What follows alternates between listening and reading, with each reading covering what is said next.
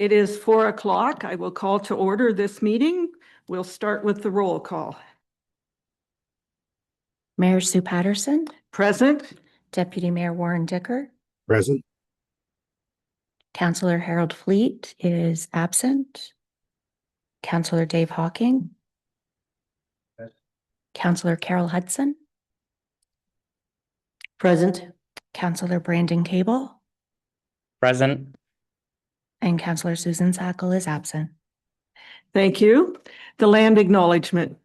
As we work toward reconciliation with Indigenous people, we begin our meeting today by respectfully acknowledging that we are situated on the traditional territory of the Anishinaabe Nation, the people of Three Fires, known as Ojibwe, Odawa, and Potawatomi nations, and further give thanks to the Chippewas of Saugeen and the Chippewas of Nawash, now known as the Saugeen Ojibwe Nation, as the traditional keepers of this land. So welcome to our Finance Committee meeting for Monday, February 23rd, 2026. Good afternoon, Council, staff, guests, the viewing public, and the media. Council, does anyone have a disclosure of pecuniary interest or a conflict of interest? Seeing none, if one should arise during the meeting, you may declare it then. So before we'll do item 4, agenda additions or deletions. We do not have any. And before we move on to item 5, I want to turn to our clerk just to give us a refresher on how the Finance Committee of the whole works. Vicky? Thank you, Mayor Patterson.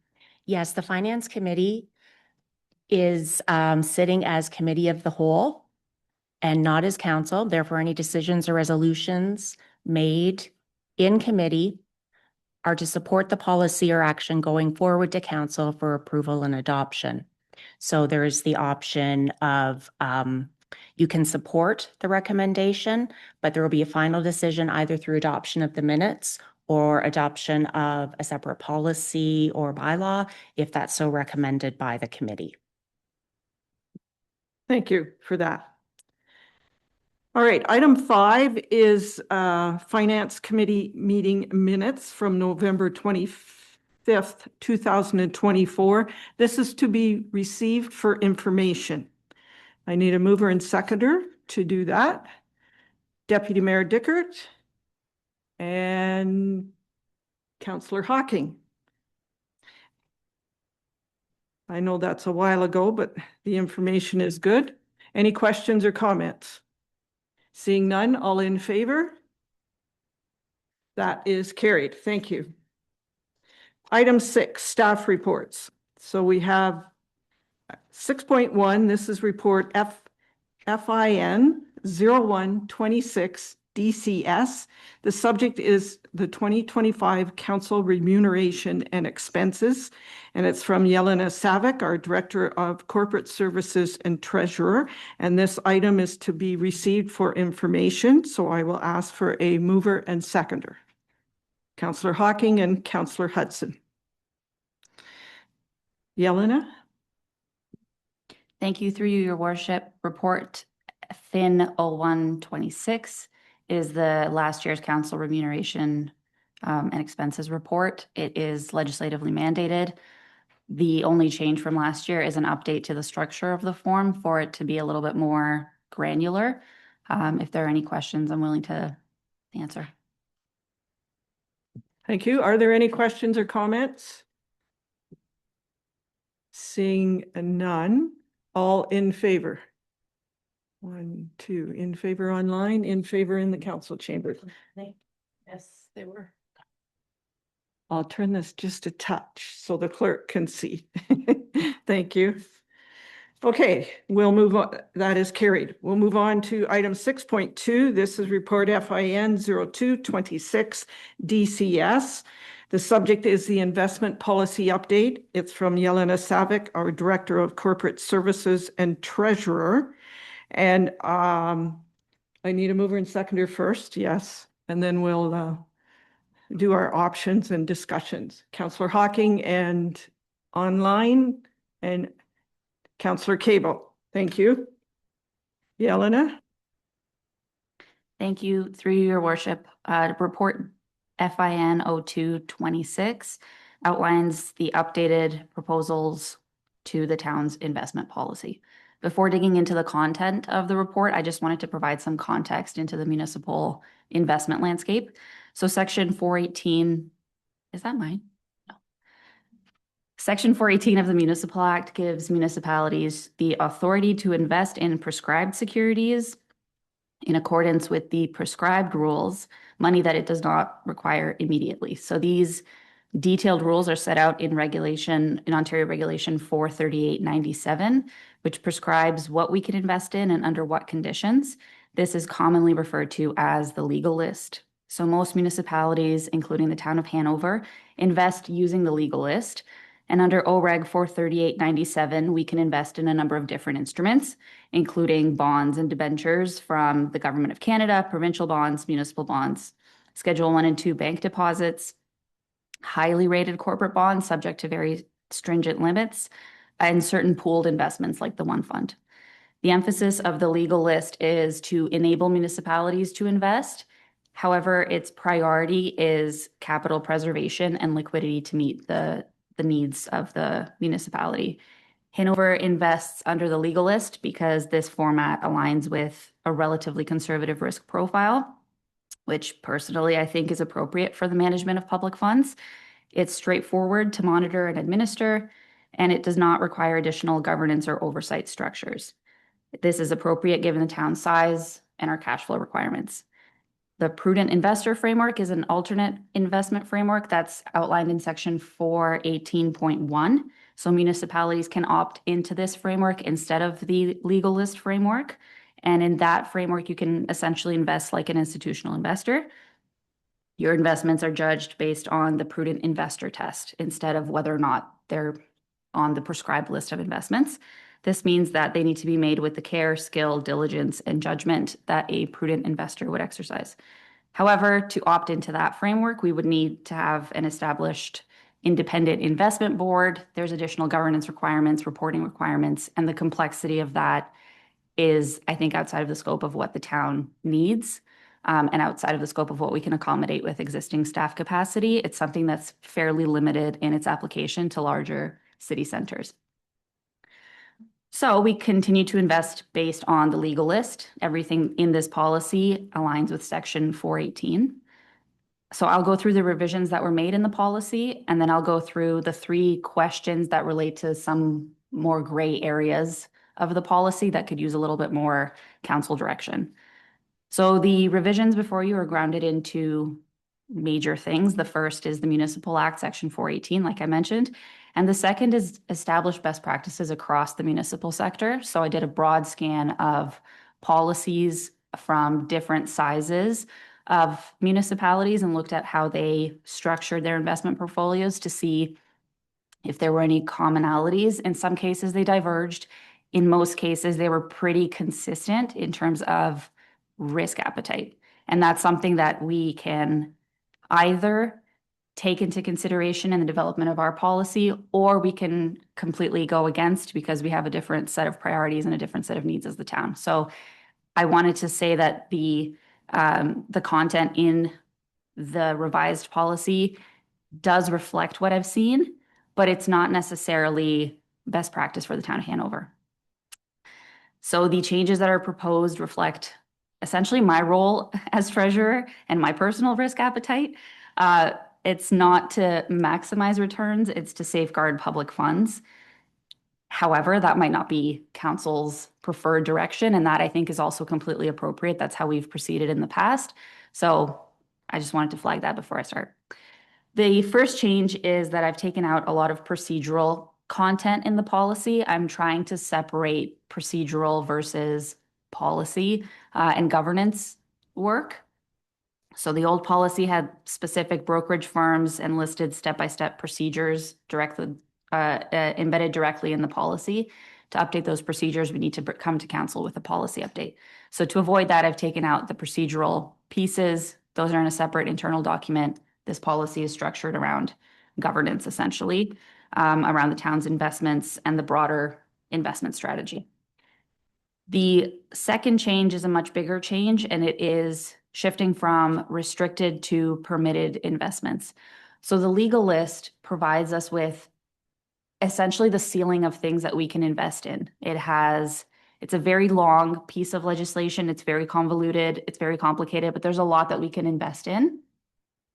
It is the ceiling, and I think that the town should treat it as such, and that our internal policy should reflect what we as a town feel is appropriate in terms of investment vehicles. So I've reduced the legal list into instruments that are common across investment policies for other municipalities to better reflect risk tolerance, the ease of and clarity of reporting on these investments, and what the town realistically can manage as an investment. So it explicitly excludes direct investments in foreign currencies, derivatives, direct corporate bonds. And that doesn't mean that our portfolio doesn't have those pieces. It just means that instead of us directly choosing a company and investing in their bonds, we are investing in a portfolio of bonds that is managed by the one fund. So instead of us having to explain why this company and why not that company based on their performance, we don't have the capacity to do that kind of monitoring anyways. We're relying on the one fund to do that professional management, manage a portfolio of bonds, and we invest in that portfolio as a whole. So it's basically the approach has shifted to kind of shifting that risk piece over to the one investment board, and they can kind of deal with selecting the proper specific securities, hedging appropriately, and then I guess charging us a nominal fee to do so. So the third change is insisting on diversification. Our entire portfolio is in alignment with our existing policy, and our existing policy allows for 100% of our investment to be invested in equities. And I think that that is very risky. As the equities have been performing very well. We have done very well in that regard, but there's also the risk of them not doing as well. And I think that 100% of our investment portfolio being invested in equities goes against the foundational preservation of capital objective of the policy. So I've introduced maximum allocation limits by asset class and then by issuer within those asset classes. This gives us a more balanced, more diversified portfolio. It includes within the policy explicit language about risk management and what we're trying to accomplish by this degree of diversification. And it, I think, reflects the fact that the public expects us to be responsible in our investment strategy and preserve capital, but also to see some kind of growth at some point. And so we're trying to kind of balance the two. What number that is up to council to decide. I've put in a number in there that I think reflects my personal comfort level, but like I said, that is up for discussion. My objective with that diversification structure is to build out a portfolio that has kind of three basic pockets. The first is our liquidity pockets or high interest savings accounts, money market investments that we can pull on when we need the money. The second is our stable core fixed income that we can reliably rely on around budget time so that we know what the returns would be in a bond market or something along those lines. And then we have a relatively small growth section that is the main, the equity side of the portfolio. So that structure would mean that our cash needs are funded on schedule. We would have a bond ladder that kind of dampens volatility across the market. And then we have some long-term growth on the equity side, but it's not as concentrated as it is currently. That's the big change. The other thing that I've added to the policy is a very clear outline of what minimum credit rating standards are to be applied to our investments. So the previous policy relied on very broad language, calling the investments near risk-free, but they weren't defined specifically. So I've defined that in Appendix 2. It has just kind of the industry standard minimum ratings and then their comparators across different rating agencies. So this eliminates ambiguity and ensures that council and staff have the exact same understanding on what we think is near risk-free and what we are willing to invest in. And then we can also track exactly where our investments fall on those ratings. And if they fall below a certain threshold, then we know that we need to take some kind of action. So there's a better reporting environment built out of having those specific standards and a better baseline for communicating risk if we have those specific definitions. The old policy also capped our investments at 5 years unless they were approved by council. That doesn't really align with what we need. So we need some to be longer term. We need ideally to have this aligned exactly with our cash flow requirements. If we need the cash immediately, we'll invest it in something short term. If we don't, we'll invest it in something that grows and then ideally pay less later.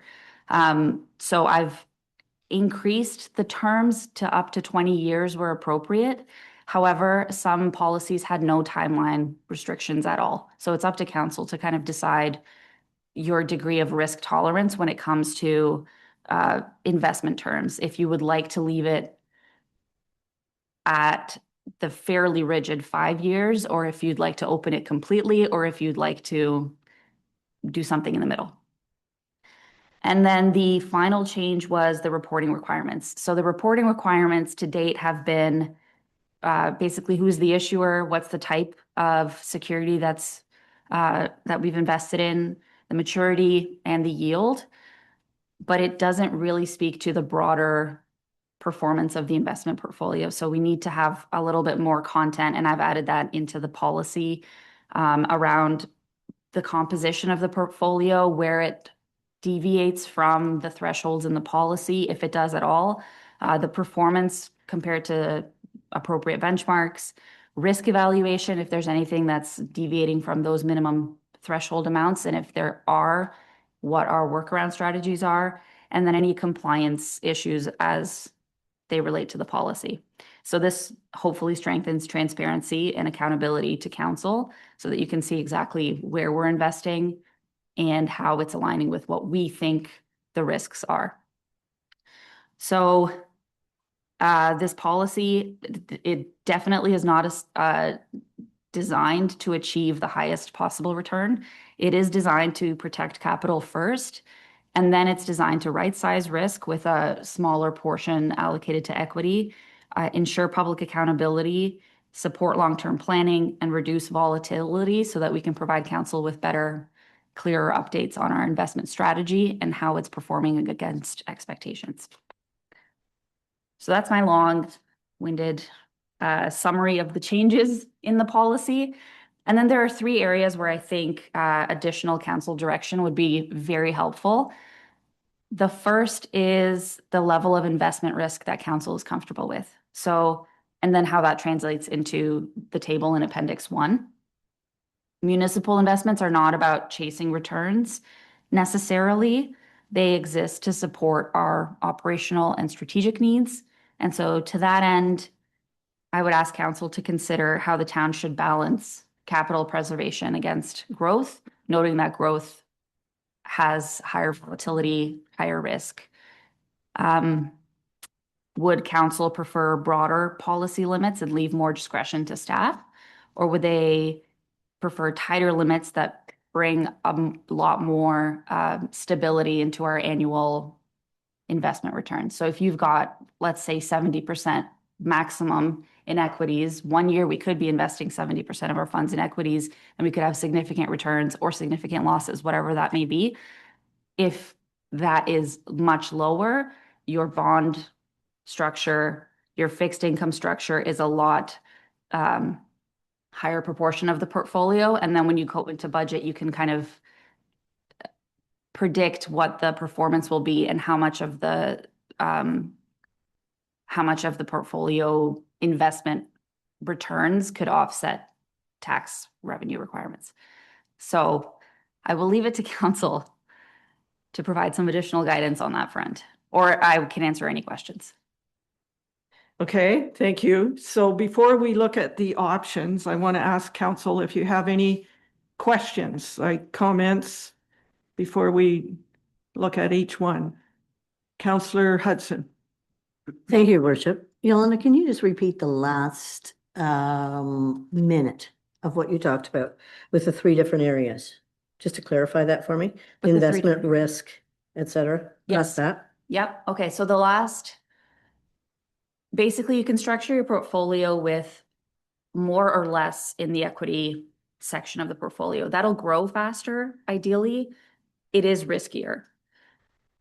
So when it comes to budget time and when it comes to planning and long-term planning, it's a lot harder to anticipate what the returns on the equity portion will be than what they will be on the fixed income portion.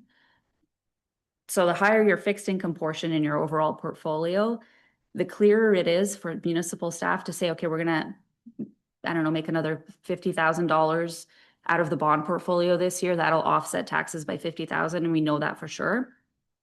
As opposed to having a higher equity portfolio, not really knowing what those returns will be, having to rely on taxes to make up the difference, hoping for returns, and they could be much higher than 50,000 is the kind of upside of that change. I hope that made sense. Okay. Deputy Mayor Dickert. Thank you, Your Worship. Thank you, Yelena. Back on page 11 under investment procedures, the one document or the one paragraph there says enabling administrative updates without requiring council approval. Could you just expand on what those updates would be? So that'll be things like if there's a staffing change, for example, or like a position change, and in the prior policy, it would say the treasurer authorizes the deputy treasurer to go out and get this thing signed. And it's not the deputy treasurer anymore, it's another role. Instead of having that go back up to council to change that procedure, it would just be an internal document that says you go and you authorize that and you sign it, and the treasurer is allowed to make those kind of procedural changes. So it's who talks to the brokers, who signs what document. That's based on signing authority, but it's those internal procedural pieces that wouldn't impact the overall strategy of the investment portfolio, but that would be kind of the day-to-day, how do we execute on what we need to execute? Operations. Thank you. Follow up, Deputy Mayor? Yes, thank you. Just wondering, is there any restrictions there as to who the treasurer could appoint then? Like, just wondering how wide open is that? Well, at the end of the day, it says the treasurer is responsible for the investment strategy. So personally, I wouldn't appoint too broadly. I think I would keep it to the treasurer role. But I think changing any of those policies internally, it goes through staff and then it goes through senior management, goes through the CAO. And I think if at any point in that review cycle, there's a degree of concern about the degree of openness of those procedures, that would be handled within that kind of review process.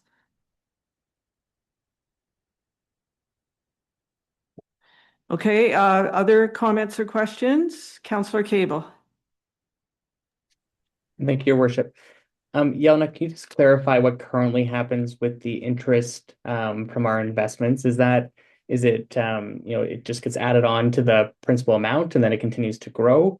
Or is there specific budget lines showing kind of where that's being allocated each year? So currently the one fund is set up so that dividends are automatically reinvested. So we had invested $1 million in 2014.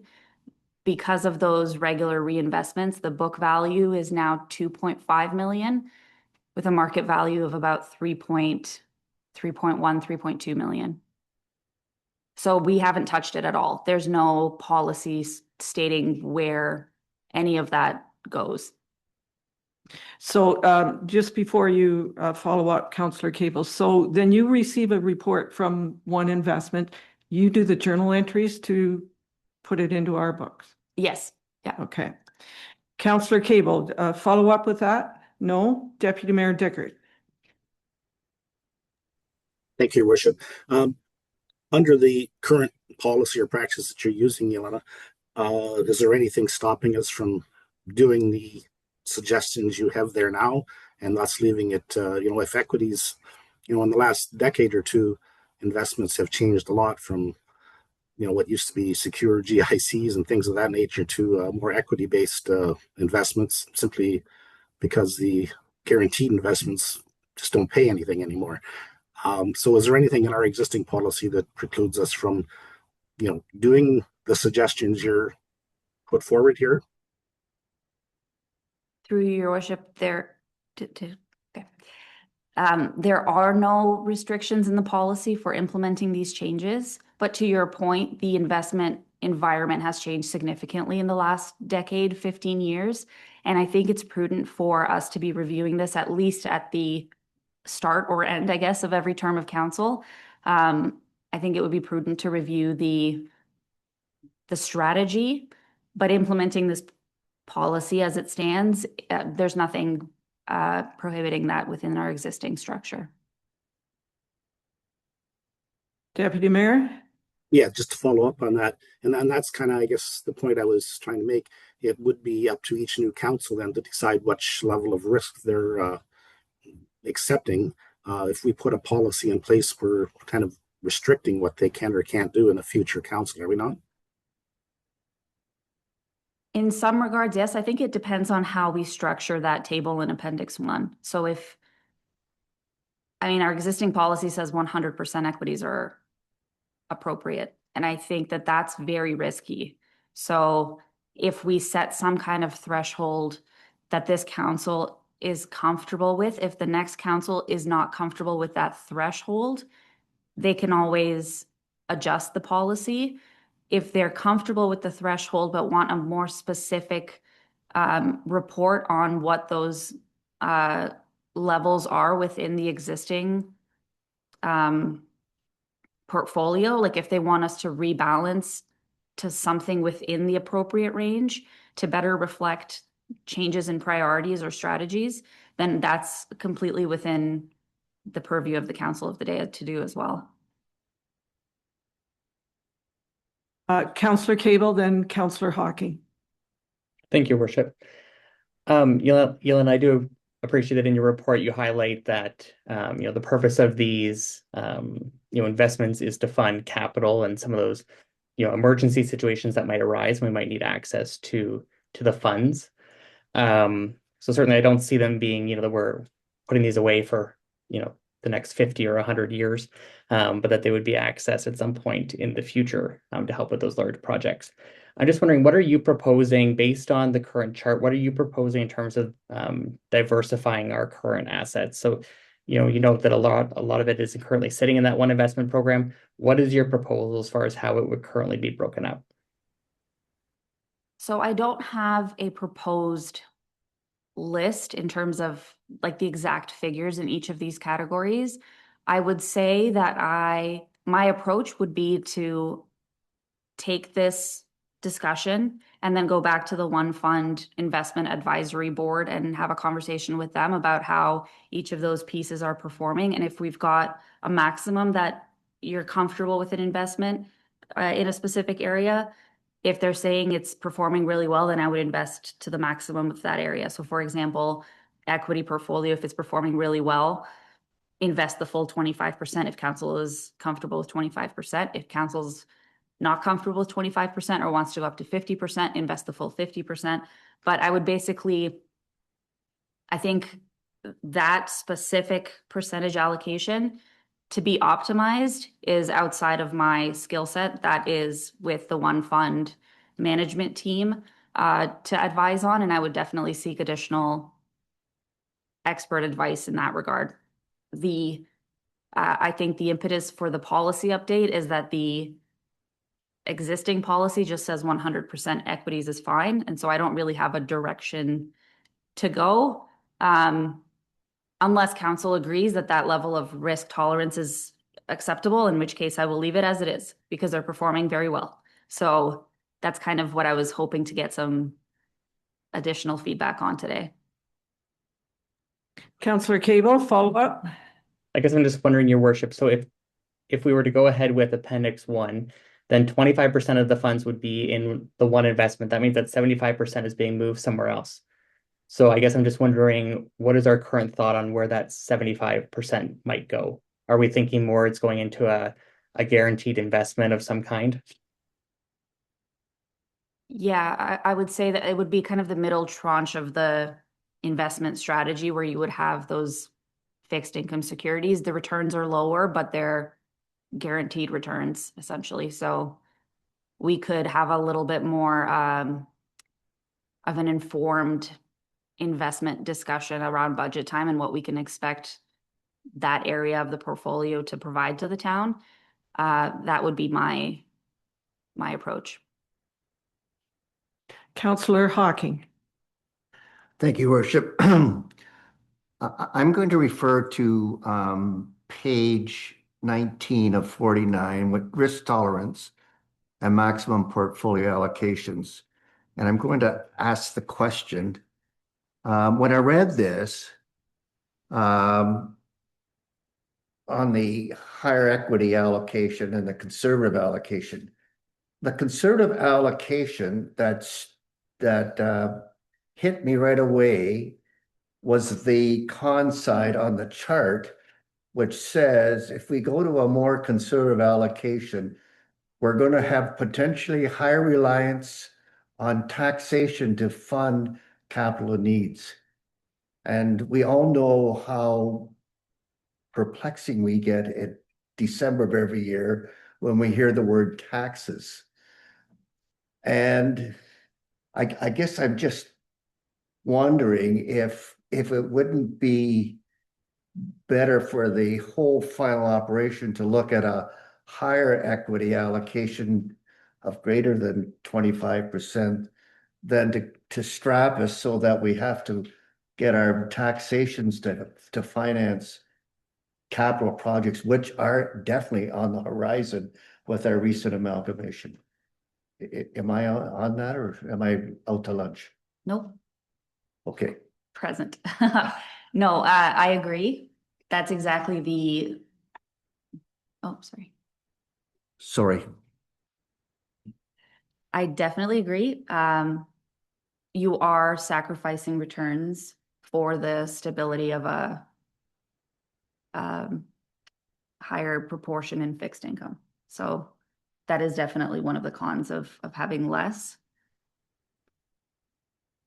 Yeah, it's just the pros and cons are what they are, and it's kind of weighing which approach you prefer. Some municipalities, just for context, had 5% as their maximum equity allocation. They are completely focused on preservation of capital. They do not treat their investments as growth to offset anything else. Some have different, and I think this was question number 3, but some have different risk tolerances for different types of investments. So this $1 million hasn't factored into our long-term financial plan. It hasn't factored into our reserve strategy. It hasn't factored into anything. It's just kind of been set it and forget it since 2014. And we can, comfortably live with 100% in equities because it's doubled, and that's fantastic. If we were to invest our tax rate stabilization reserve, we might not want to take the same approach. So I think there's nuance around what funds are being invested, and maybe we have different thresholds for different types of funds not needed immediately. So, maybe that's a different conversation. Okay, before I go to Deputy Mayor Dickert, I have a couple of questions. So are we directing other investments, other funds right now? And who is directing if we are? No. We have the Cemetery Care and Maintenance Fund. There's one more for the cemetery, and then it's this. All in one fund investments. Okay. Who audits the one fund? So the one fund itself is audited. I don't know who their auditor is right now, but our returns and the way that we record the value of our investment is part of our annual audit that's done of the town. Okay, my other question. You said you spoke to the team, the reps, whatever, from the one fund. Are there advisors that come out and would speak to council? Absolutely. That's something if council wants to consider. Like, whatever. And that's it for my questions right now before we get into options, and I'll go to Deputy Mayor Dickert. Thank you. Excuse me. Thank you, Your Worship. We do have all of our investments with one fund right now. Are they locked in for a specific time, or is there flexibility there? If we change directions, we can do that at any time.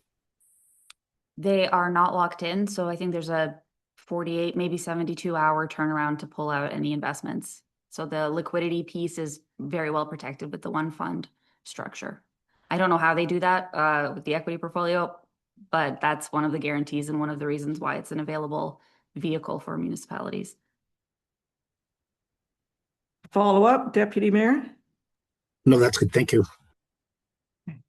They're probably so large they can do that. Yeah. Okay. Okay, so that's questions. Of course, if you have any more, keep asking them. Let's look at the options. So the very first one is the risk tolerance. And we're looking at equities, and just on this page, this is not a recommendation. This is just an example. Higher equity allocation at 25%. Is option one. Option two is less than 25%. I think those are our two options. How do you feel about those percentages? Councillor Cable. Thank you, Your Worship. I do wonder if, Yelena's comment around thresholds based on the proposed use of the funds makes sense, right? If there are certain funds where we're kind of holding that for the rainy day or for something that's not specific, perhaps that gets treated differently than we're holding these funds for the water treatment plant that we know we need access to in 6 years. Like, I wonder if those kind of proposed use of the funds would really dictate where we're best to put them. Yelena? I am nodding. Yes, I agree. I was going to say that I think maybe a third approach here and a more reasonable approach would be to align the investment strategy with the time horizon for when we need the funds. However, I would also like to caution that if we keep it as simple as possible, that's ideal from an administrative perspective, but we can deal with complexity. The one thing that I wanted to flag was that this fund has no identified purpose. So our reserves are sitting in our bank account. They're not invested anywhere. Our $2.5 million in the one fund is not earmarked for any purpose. And so it's kind of this gray area where it's a little bit too big to ignore as a set aside and forget it amount at this point. So I think to have that conversation around threshold investments based on what the funds are for, I think we would need to have maybe a review of our reserves and reserve fund structure to see what their specific stated purposes are. Like if we've got investing in Hanover invested, we don't have, a 5-year game plan for exactly when we need to pull out what from that exact reserve. We kind of deal with it at the budget discussions, but we don't have a longer term game plan for when we need what amounts. So having that tiered strategy, I think to do that, we would need to have a more clear time bound and specific use for our reserves and reserve funds. Deputy Mayor? Thank you, Your Worship. For option one, and you're saying higher equity allocation greater than 25%, are you looking for an upset limit there, or are you just greater than 25%? And I guess I'm looking at it, I'd likely be more comfortable if we were somewhere around 50%, but doesn't mean we have to be. I think you said earlier, it's not a target, it's just a ceiling. And, times might dictate where you go with that. And my written notes were greater than 25% with a maximum up to 50% to give you guidance.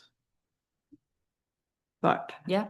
that's, Having that, having that ceiling, I think helps with knowing where the kind of guardrails are, but then allows staff the flexibility to act within those guardrails based on what's happening in the broader economy. So I think the ceiling approach is beneficial.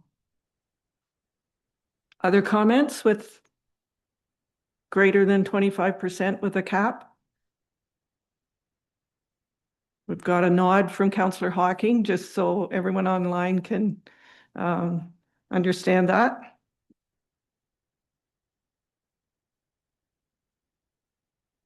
We'll start with that. Okay, let's move on to item 2, option 2, use of investment income and withdrawal processes. Again, we've got 2 options. Preserve capital for future years, which creates a stable long-term revenue source and reduces pressure on the tax levy over time. Or the cons, limit flexibility, income amounts fluctuate based on market performance, and that's using only the income, not the principal. Allowing option 2, allowing principal withdrawals. The pros are provides flexibility for large projects or emergencies. It can reduce need for debt in some situations. The cons are erodes long-term earning potential and it risks depleting investment principal if used without clear criteria. And option 3 is a hybrid model of both. Councillor Cable. Thank you, Worship. I think I would want to see that principal could be withdrawn in certain situations where we would need access to that. I wouldn't want to see that it would be restricted. I think, yeah, like Yelena was saying, more clarity on what the specific reserves and reserve funds are going to be allocated towards, I think is necessary. I don't want any resident who's watching to think that we've got all this money sitting in accounts that we have no purpose for. Because it's my understanding that through our upcoming 10-year time horizon, we're going to be taking on significant amounts of debt to be paying for capital expenses. And I would assume that if we're taking on debt, that would mean that we have depleted a large majority of these reserves. So I think for us to go and say that investments would be restricted to only the interest would not be in our favor moving forward. Other comments? Councillor Hawk. I support option number 1, using only the income, not the principal. I would hate for the municipality to be caught in a position where it has reduced all funds so that it's really set up a potential for a risk environment. So I support number 1. I guess my question to Helena is, if there was a circumstance where we had option 1 as our strategy, but something popped up, we could make it a change. Yeah. But having that principle in place with the idea that if something arose that we needed to, we could. Is that fair to say? It is. And if I could just give a little bit of context around where this set of decisions came from, was the fact that there was no earmarked purpose for that now $2.5 million. So we've watched it grow and now it's grown, and there's the conversation around, do we let it keep growing or do we start drawing down on it to achieve something else? However, based on the prior conversation around risk appetite, I think it would make more sense to review our reserves and set target balances for each of those reserves, not go below those targets. And then within anything above those targets is kind of fair game for what needs to happen with whatever the capital plan is or whatever the operating plan is. So I think maybe this policy should follow a review of reserves and reserve funds for it to be a little bit more actionable, is my thought process at this moment. Okay, that makes sense. Deputy Mayor Dickert. Thank you, Your Worship. I would align with option one, similar to what Councillor Cable was saying. You know, we have reserves just because we say we can. Sorry, yeah, option two, allowing principal. We do have reserves, and to me, that's what they are for: is to be able to tap into them when you need them for specific projects and things like that. And to say that we're just going to preserve it all the time. You know, maybe leaning more to that hybrid thing where you might have some limits, but the future is unpredictable, and there may be times we need those funds. And to have a policy that says we can't use them for something that is justifiable, I lean to option two, and that's not saying that you have to use it. That's just saying you can use it. Yelena? I also wanted to flag the option one came from not necessarily the entire reserve structure of the town. This was based off what I saw, Kincardine, I think it was. They basically set up they called it a perpetual fund. So they took a pocket of investment and invested it, and they're only withdrawing the income on that investment to lower taxes on an annual basis by whatever the income on that investment is, but they're not touching the principal. And that's how they've structured that one kind of pocket as like a tax rate stabilization investment thing. So that's an option if we wanted to build out something like that. I think we could structure a specific fund like that, but not necessarily the entire portfolio. Because I do agree, I think, you know, you're building up reserves specifically to draw down on them when you need them for large capital investments.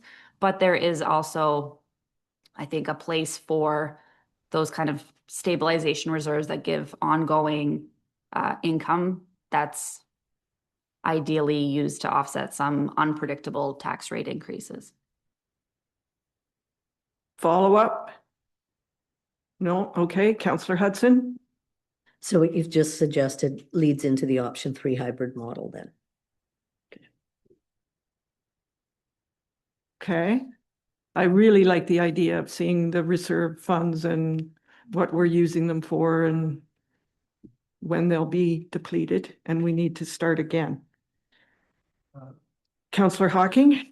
Just a bit of context. I was part of council years ago where we got to the point that we didn't have anything in the bank. And we were told any future development was thwarted because we had overextended our purposes. So that's when we started reserve funds, believe it or not. And it was I think thanks to Bev Strzok, who's chair of finance at that time. And I would hate for us to get to the point where we, rated the reserves to the point that puts us in a risk situation. So I like a combination of one and two, and I like the idea of knowing where the reserves are allocated for future development. Thank you. And I think we've all seen through the budget process how those reserves are helpful, even if we're only putting $2,000 away a year for whatever we're saving for, whether it's a, 0 point, whatever the lawnmower is, whatever it is, every little bit helps. Councillor Hocking. Yeah, I should know the answer to this, but I'm going to ask it. What happens if we all of a sudden had a windfall of money? Are we obligated according to policy to pay off existing projects, or can we just follow a different method? I think the answer is we have to pay off. Am I correct? That's going to happen on option 3 or discussion 3, but go ahead, Sherry. I would agree that that discussion's upcoming and this policy's key to those kind of decisions. But paying off debt is certainly a high priority, yes. Just like, think of it as your own personal, right? You would want to pay off debt if you were. That's right. That's right. Depends what the interest rate is. Okay, that's a good discussion. Let's move on to number 3, treatment of significant one-time inflows. I should let you do this.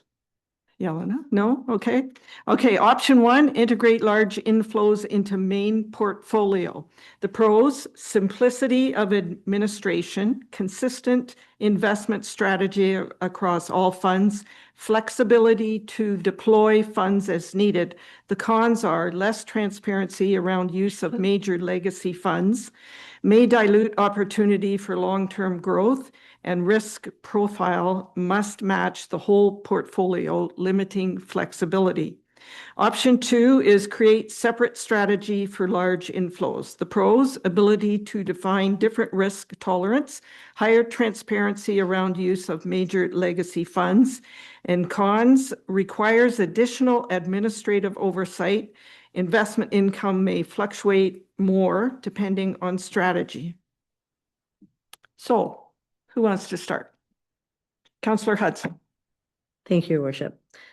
Just a question regarding the comment requiring additional administrative oversight for option 2 as a con. Is that a huge deal? No. Okay. No. I would like to support option 2.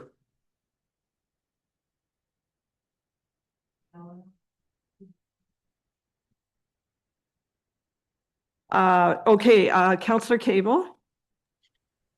Thank you, Your Worship.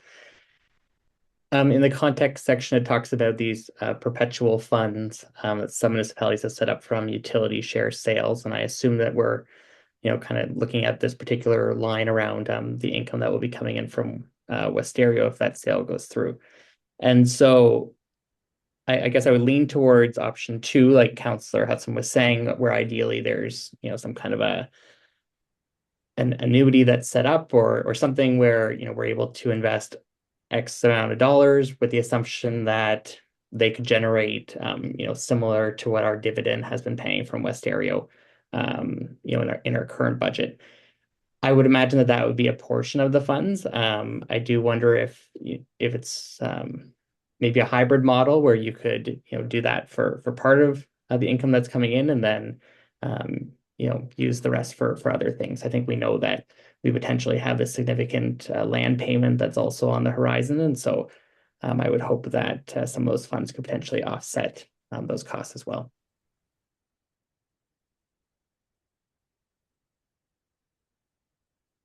So I think that a separate strategy is warranted for those kinds of situations, and that's kind of what I was trying to get at with this question, because in the existing policy, it doesn't really speak to any threshold amount above which you go back to council and say, okay, we've got an extra $10,000, we've got an extra $100,000, we've got an extra $1 million. There's no threshold above which it's not just assumed that it goes within our existing portfolio structure. The only other policy that we have is our operating surplus and deficit management policy, and it speaks to our operating budget, but it doesn't really speak to any major sales or anything that's kind of outside of regular operations. So I wanted to flag that as a shortcoming in our existing policy, and just to spell out, council expects a separate report, specific investment strategy for things that deviate from normal course of operations, and then define that as some kind of threshold amount or whatever that might be, just to make sure that there's not a situation in the future where there's an assumption made that, you just plug it into the rest of our portfolio and things keep chugging along and council really wanted something else with that funding. So for the sake of transparency, I wanted to include something in the policy that spelled out staff is expected to provide a separate strategy for things that are kind of out of the ordinary and above a certain dollar threshold or whatever council deems appropriate. Thank you. All right, any further comments, questions, suggestions? I think in my mind, we've given enough direction to Yelena, looking at question 1 with option 1, if council's okay with greater than 25% with a cap of 50%. Question 2 is option 3, the hybrid model. And question 3 is option 2.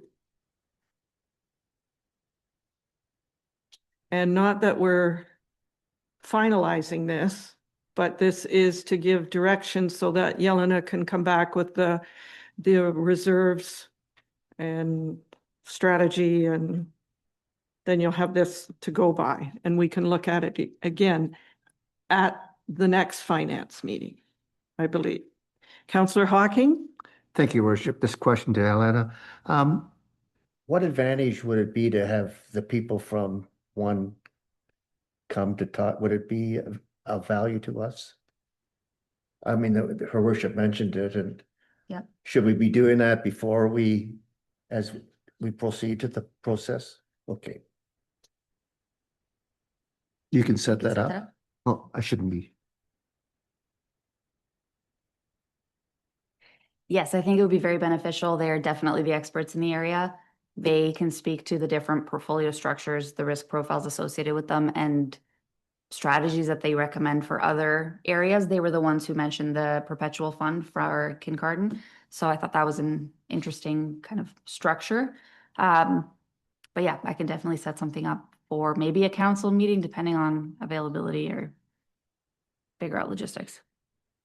I might suggest we consider then, because the finance committee can meet at the call of the chair, that we schedule a finance meeting for March, which that presentation could occur. Just looking ahead at what we are projecting our March 2nd and 16th council meetings, that perhaps that separate presentation. I'm not sure, that'd be the 23rd, I want to say. So March 23rd. And then the next finance committee meeting is April. I don't know that date's on the agenda. So that's what I would suggest, provided that works for council. Okay, Councillor Cable? Thank you, Your Worship. I know that when you were reviewing the options, again, for number 2, which is use of investment income in the withdrawal process, I still am hesitant about the hybrid model. I think if I'm reading that correctly, that's saying that there's going to be an amount that we can't go below. And I just want to make sure that whatever we develop instead of our policy will work in terms of our asset management plan requirements going forward, because it's my understanding from the excellent presentation that Yelena did back in the fall that at some point in time, our reserves are going to be depleted significantly within the next decade as we continue to take on debt. And I think there's no point in us taking on significant debt if we have reserves sitting there because a policy won't let us take them out.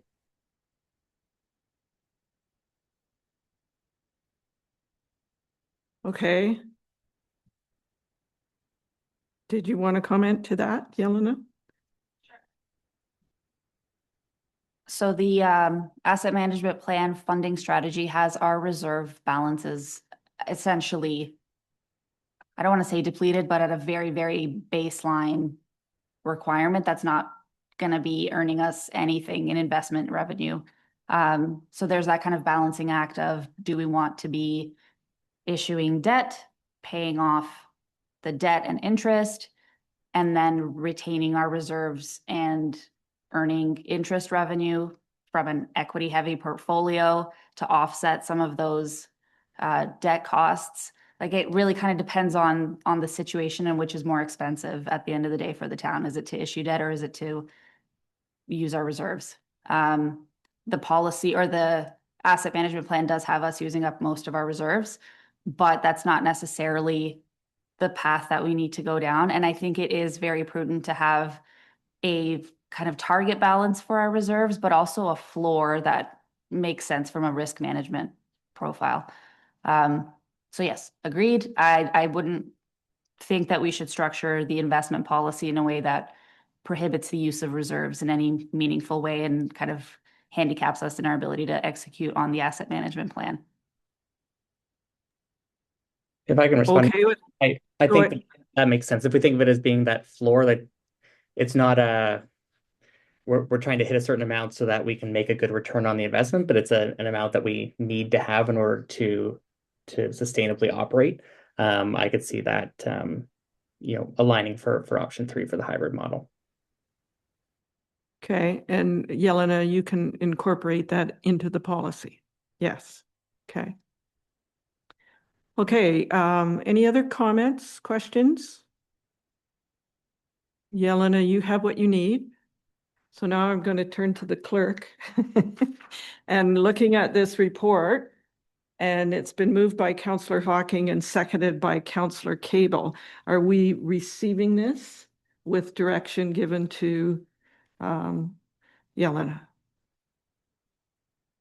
That would be correct, Mayor Patterson.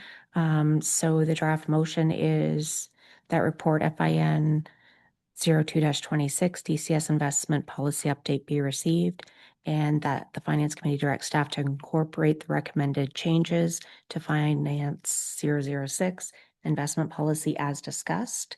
And I've also included the recommended path of action for item 1, 2, and 3 as options 1, 3, and option 2. Reserve.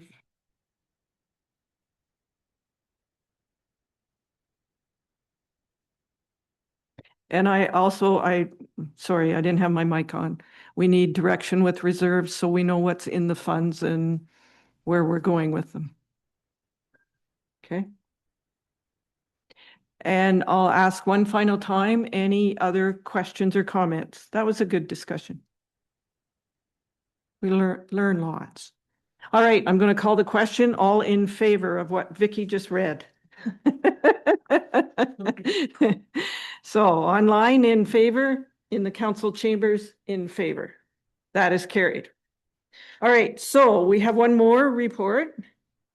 This is 6.3, and it is FIN 0326 DCS. The subject is the donation policy. Again, it's from Yelena Savic, our Director of Corporate Services and Treasurer. And I need a mover and seconder before Yelena highlights the report. Councillor Hudson and Deputy Mayor Dickert. Go ahead, Yelena. Thank you. Through you, Your Worship. This report is essentially establishing a donation policy to assist the town in issuing donation receipts that are basically in compliance with CRA guidelines so that we have a very clear distinction between sponsorship, donation, commemorative naming, all of the different ways that people can give to the town and recognizing the different things that they get in return. So for a donation to the town, there's kind of a description of what a donation is intended to be. And it's basically things that do not confer any significant benefit to the donor. So this policy does not apply to sponsorships or naming rights that are covered under the PRC policy. It doesn't apply to any grants or subsidies that the town receives. It doesn't apply to any voluntary service or time contributions that don't qualify for a tax receipt based on CRA guidelines. So all that I've done is basically take the CRA guidelines and plug them into a policy for the town so that we as staff can turn to this policy if someone is expecting a donation receipt and explain whether they are or are not eligible for a receipt, and then the amount of that receipt based on, again, CRA guidelines. There are a number of pieces in this policy that I wanted to flag for council for maybe discussion if there are nuances that need to be incorporated into the policy. And before I do that, I just wanted to flag that this has gone to the management team to review for any kind of inconsistencies with sponsorships, with fundraisers, with those kinds of things. If there are any issues that arise, that'll come to council in an updated report when this policy is kind of finalized. At this time, there aren't any issues, but if anything arises, that'll be flagged. So on page 2 of the policy, it says the town shall not accept. And then there are a number of different kinds of donations that the town shall not accept. I wanted to flag that that was very strict language and flag that for council if any of these, donations that involve conditions that conflict with town bylaws or policies that require endorsement of a product or service, create a contractual obligation for the town. If any of these pieces are things that we would still entertain, I might change that language to the town may refuse to accept instead of shall not accept. So I just wanted to flag that that was fairly strict language. I also wanted to flag that donations of real property, so land and buildings, if someone wants to donate something that has an ongoing operating cost associated with it, require council approval in this policy. And that's because we would like to have staff review how much it's going to cost for us to continue to operate this property. And if it makes sense, great. If it doesn't, then, having that information and reserving the right to reject that donation, I think is an important piece to this policy. And then the last piece, or second last piece of the policy, is the unspent or restricted donations. So this is something that's new for the town. And it's basically differentiating between unrestricted donations, so people just giving money to the town for whatever purpose, and then restricted donations for a specific purpose. If either of those are not spent within the year, what do we do with them? So the recommendation is for anything that's unrestricted, it goes into our reserves. Anything that is restricted, there's a process below that kind of spells out, we will do our best to spend it on the thing that it was donated for. If that thing no longer needs funds, we will get in touch with the donor, make sure that their wishes are respected. If we have an alternate program that it can go to, we'll attempt to do that.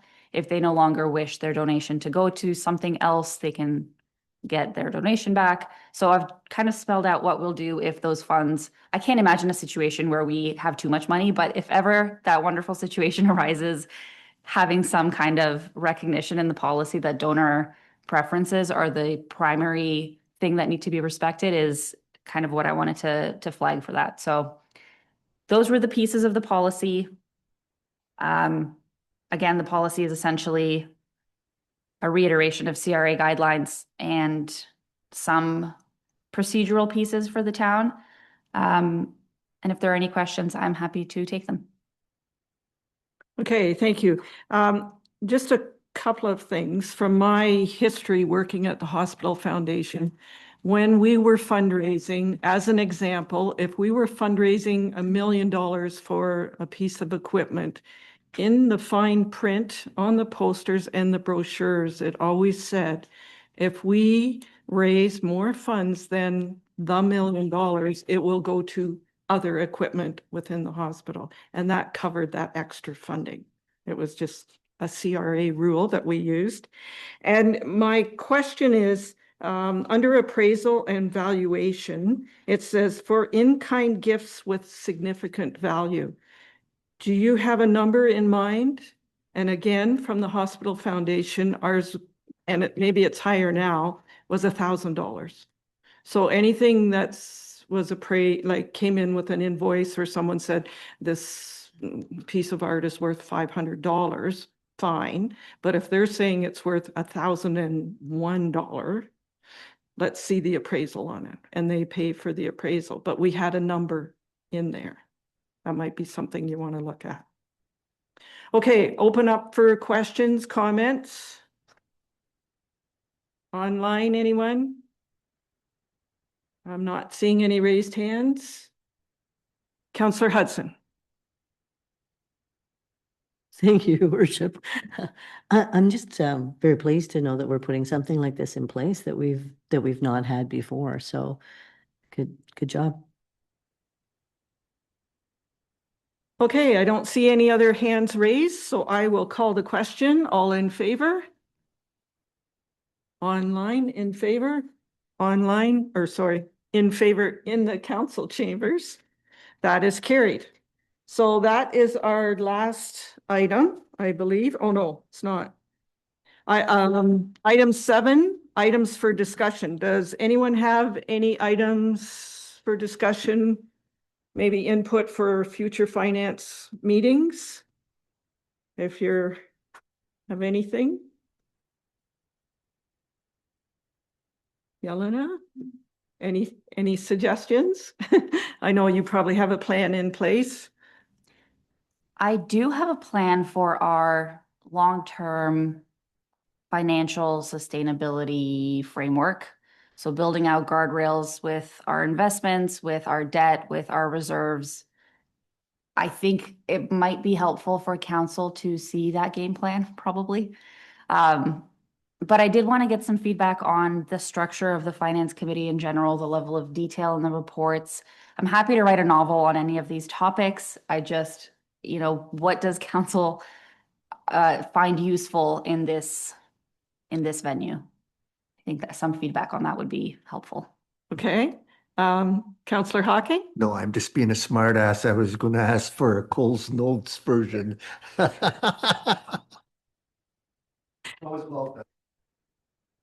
Deputy Mayor Dickert? Thank you, Your Worship. I think the report you had today, Yelena, if you're looking for something to compare it to, I was very pleased with the level of information you had in there, and going forward, if it was similar to that, I think you're right on the money. So, well done. Of course, if anything of interest or, you want to learn more about, please email the CAO and she'll pass that on to Yelena and incorporate that in the future meeting. All right, so, okay, Sherry? I just want to clarify though and confirm, does March 23rd work for everyone if Yelena contacts the one staff? We have 2 no's online. 2 no's online? Sorry, I said 2 no's online. Is that because it's a Monday or? I have a previous commitment that day myself. I will be away for a period of time in March. Okay. Okay, so.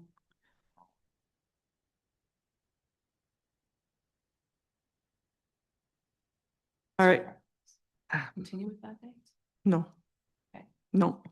I'd like to see all of council, as many as possible of council at this meeting. It's at a finance committee meeting.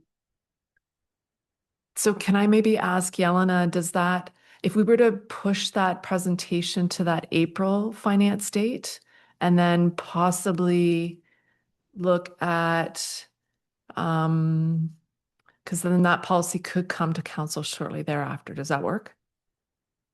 I think so. And I think preceding that conversation, we probably need to do a deeper dive into the reserve structure. So pushing it, I think, is fine. So that's April 27th and it should be in your calendars. So,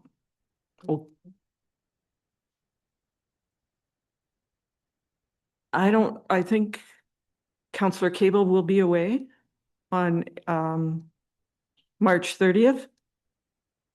Is that correct? No? No, I'll be back by March 30th. Deputy Mayor, what about March 30th? That's good roads.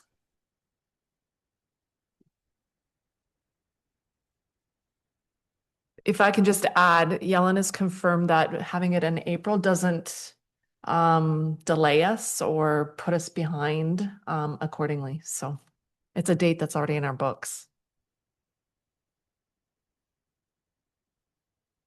All right. Yes. We do not have any correspondence and we do not have a closed meeting. So one final motion, and that is to adjourn at 5:14, moved by Deputy Mayor Dickert, seconded by Councillor Hudson. All in favor? That is carried. Thank you.